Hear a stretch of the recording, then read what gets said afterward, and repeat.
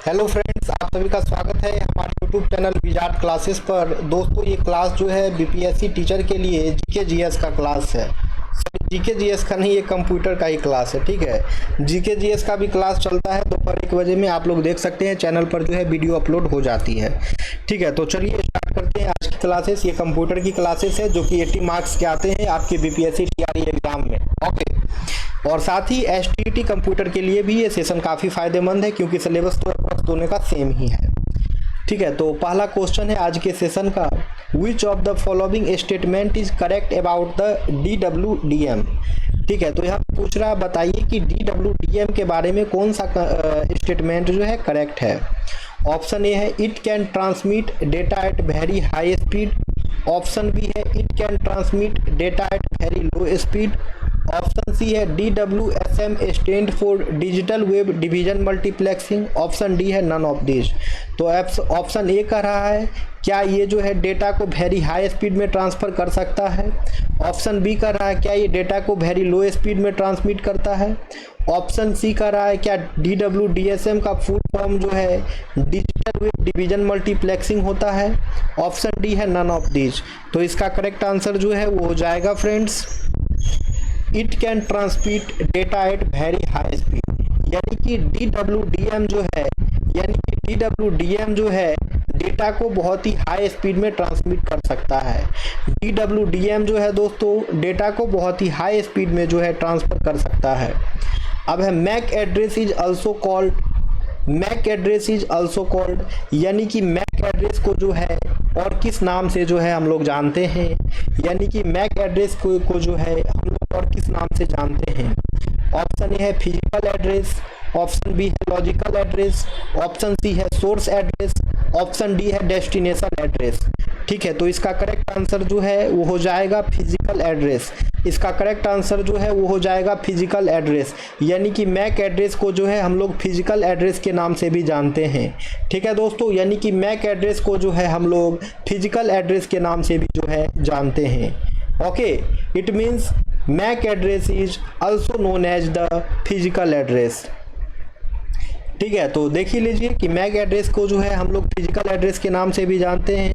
Mac address जो है एक हार्डवेयर एड्रेस होता है और इसे बर्न इन एड्रेस भी कहा जाता है।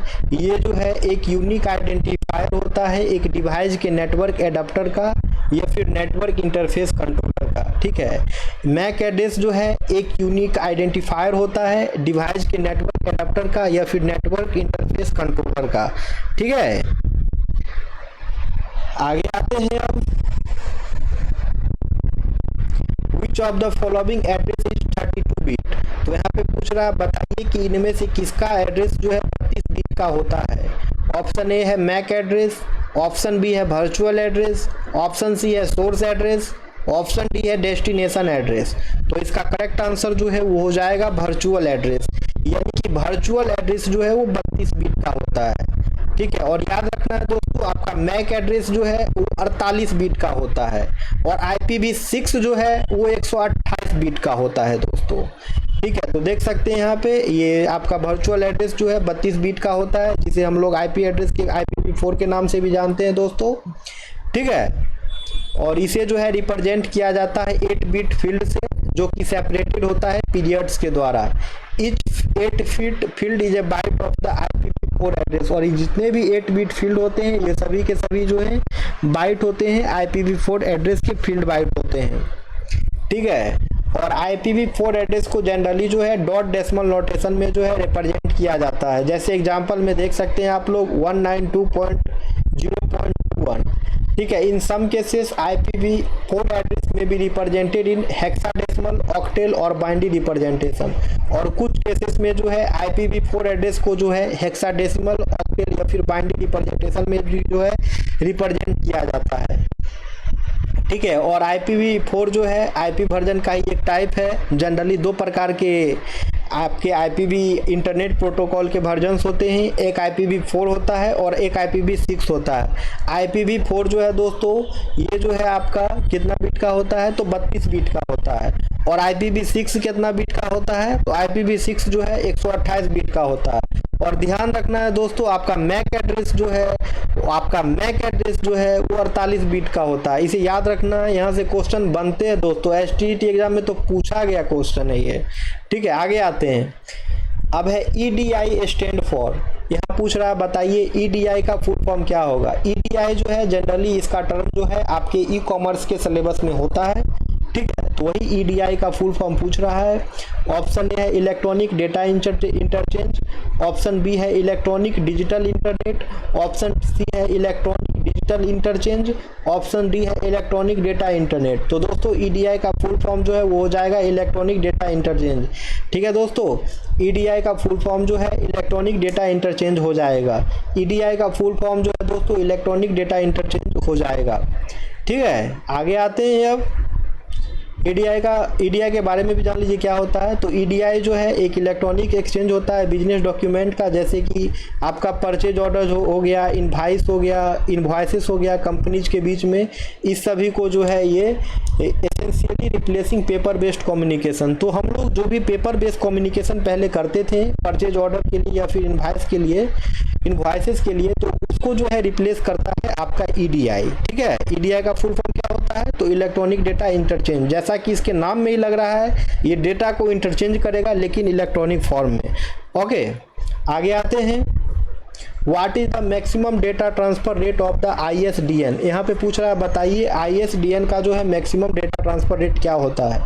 ऑप्शन ए है 1024 MB पर सेकेंड, ऑप्शन बी है 64 MB पर सेकेंड, ऑप्शन सी है 64 KB पर सेकेंड, ऑप्शन डी है 1024 KB पर सेकेंड।